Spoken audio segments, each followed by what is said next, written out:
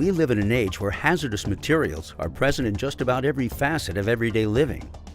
Large quantities of these hazardous materials are manufactured, transported, and stored within the communities where we live and work. Trucks, rail tankers, pipelines, warehouses, and businesses carry and contain these products. There are many laws, regulations, and accepted practices that ensure these materials are handled safely. However, on rare occasion, accidents do happen. It's 8 in the morning. A local business is in full operation. Suddenly, an alarm sounds indicating there's an ammonia leak in a refrigeration system inside the building.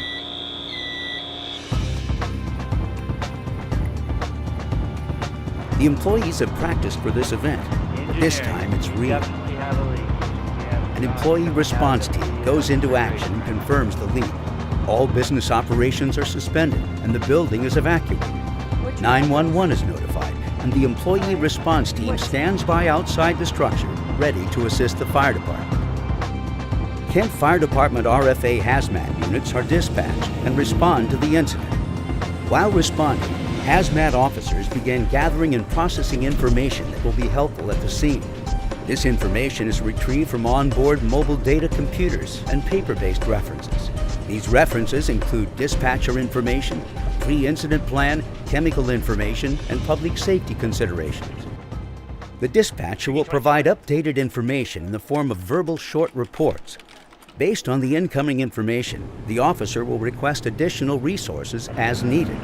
Let's upgrade this to a Zone 3 Hazmat Response. Have all incoming units stage 1/2 mile south of the incident on 4th Avenue. Weather conditions and terrain are closely monitored. The initial isolation zone is communicated to all incoming units. The police department is requested to close nearby streets.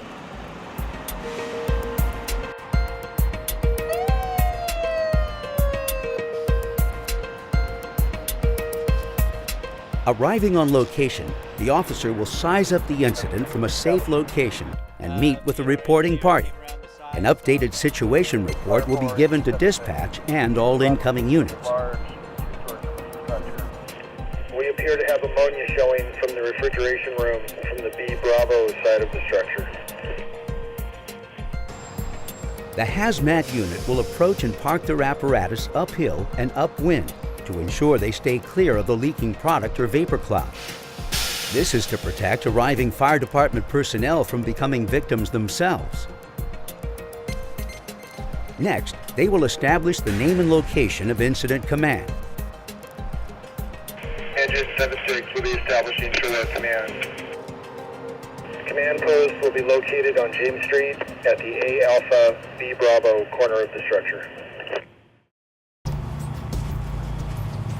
One hazmat technician will now begin to conduct research to determine the properties and characteristics of the leaking product. They will access data and determine possible scenarios using online databanks and computer software programs. A member of the employee response team will work with the research technician to confirm the identification of the product, as well as the location and extent of the leak. Accurate information becomes critical at this point. Fire department personnel are typically very aggressive. While this approach is appropriate for medical calls, fires, and motor vehicle accidents, hazmat incidents are very different. Rushing in on these types of events is a recipe for disaster. Time must be taken up front to establish specifics about the product and its characteristics. The officer will consider further evacuation and/or shelter-in-place needs.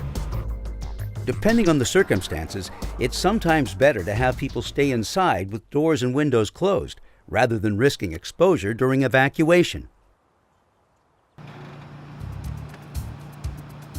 Battalion 71 arrives on location. The first-in officer provides a thorough briefing. We set up an isolation zone of 200 feet around the facility. Command is transferred, and a new command post is identified. The incident commander, or IC, will have the public notified of a potential life hazard through the Code Red Reverse 911 system or the emergency alert system. These systems provide notification and instructions through a wide range of methods, including landlines, cell phones, email, texting, public radio, and television. The IC now begins to formulate an overall plan to mitigate the incident. This is referred to as an incident action plan. The first arriving officer now becomes the Hazmat Group Supervisor. This person is responsible for technical aspects of hazmat operations. A medical group will be established. This group provides medical aid for all injured civilians and/or firefighters. A rescue group will also be formed. This group is responsible to protect civilians within the affected area. This can include perimeter control, evacuations, shelter in place, or rescue of injured persons. Now let's focus on the tasks involved to resolve the chemical threat. The following responsibilities are assigned. Entry teams.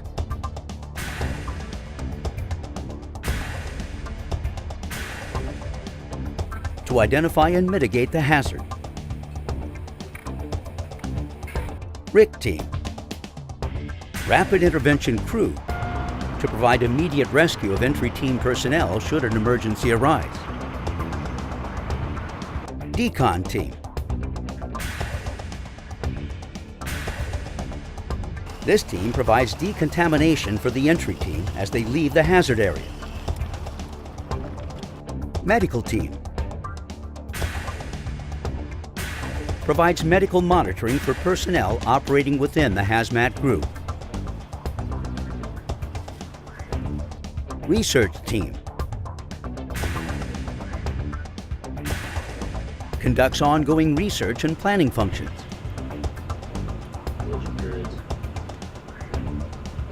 Hazmat Safety Officer. Ensures that all operations are performed in a safe manner.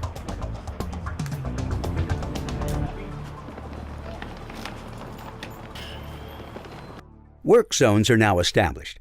These zones are defined as hot, warm, or cold. The hot zone is the area that is immediately dangerous to life or health. Chemical protective suits are required in this area. The warm zone, also known as the decontamination corridor, is where chemical residue is removed from protective suits. The cold zone is the safe operational area where no special protection is required. Entry teams will now begin to prepare for entry into the hot zone. The level of protective suit is selected based on known information about the leaking product. Level A is the highest, is fully encapsulated, provides vapor resistance, and has a self-contained breathing system. Level B is fully encapsulated, provides chemical splash protection, and has a self-contained breathing system. The tools and instruments used are based on a variety of factors. Tools may include items to plug, patch, or contain a hazardous chemical. Instruments will monitor atmospheric conditions for toxicity, flammability, or oxygen levels. Entry cameras transmit video from the hot zone out to command staff for enhanced decision-making and documentation. It also allows facility experts in the cold zone to provide critical systems information to entry technicians to help mitigate the emergency. Additional entry teams will be on deck if needed for additional work inside the hot zone. A RIC, or Rapid Intervention Crew, will be in the same protective gear as the entry teams and in place to perform an entry team rescue should they become incapacitated.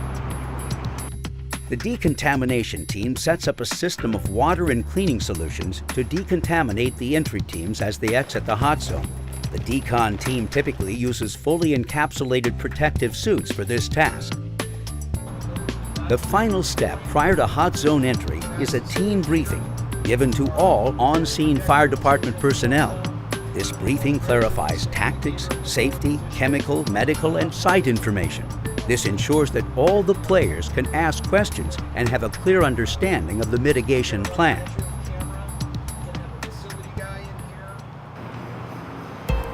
The entry team can now begin to make entry into the hot zone. They will bring all the tools that may be needed to contain and stop the leak.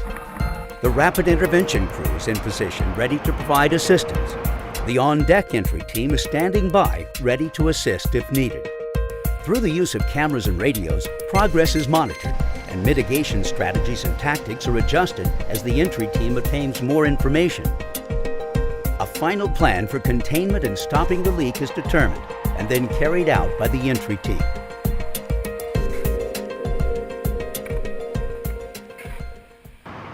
Having stopped the leak, the entry team will leave the hot zone and go through decontamination. They are not allowed to exit their protective suits until they are deemed clean and safe to do so. Once decontaminated and out of their protective gear, personnel will enter the rehabilitation unit, where they will get rest, cool down, drink fluids, and obtain medical clearance. In extended operations, they may be required to re-enter the hot zone to complete the job. After the emergency has been mitigated, an informal debrief session will be conducted to share actions, experiences, and lessons learned. A more formal post-incident review and written report is often completed. This can put into motion those items that improve operations for all participants. Firefighters are inherently aggressive. This posture serves us well when responding to medical calls, fires, and motor vehicle accidents. However, hazmat incidents pose unique and complex challenges. Technicians must place even greater importance on determining the full scope of the problem and have a solid plan in place before making entry into the hot zone. This ensures safety for both the community and responders. In this way, we're able to resolve these types of incidents as quickly and efficiently as possible. We are faced with small-scale hazmat incidents that occur from time to time, resulting in minor injuries and minimal damage to property or the environment. However, on rare occasions, incidents do occur that have catastrophic effects. Port of Seattle Fire Chief Randy Krause made this statement during a television news interview following a training exercise. "We prepare for the worst and hope for the best." Our hope is that the greater Kent community will never experience a severe hazmat incident. The work done by the Fire Prevention Division and the Office of Emergency Management will go a long way to reduce this risk. Our goal is to be thoroughly prepared for any type or size of hazmat incident. Through our efforts in training, pre-incident planning, and the development of a comprehensive response plan, the Kent Fire Department RFA and its regional partners are ready to meet the challenges and minimize the destructive effects to our community.